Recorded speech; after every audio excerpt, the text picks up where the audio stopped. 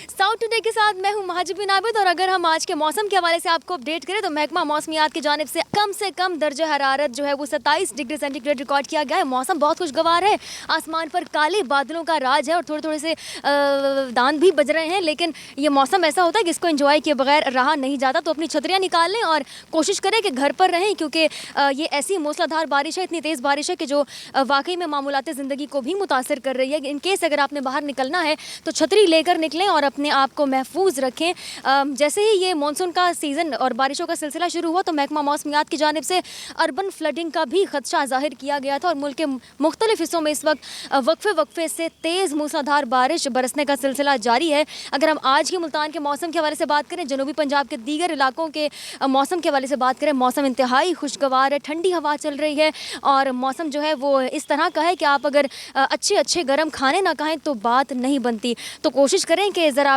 मंगवा लें, ऑर्डर करवा लें, घर पर डिलीवर करवा लें कुछ गरम जलेबियाँ, समोसे, पकौड़े, और उसके साथ अगर चाय ना हो तो बात नहीं बनती। और दोबारा आपको रिमाइंड करवाती चलूँ कि अगर आपने घर से बाहर निकला है तो ये चीज़ छतरी ज़रूर अपने साथ रखें और इस मौसम को अच्छे तरीके से, भरपूर तरीके से एंजॉय करें।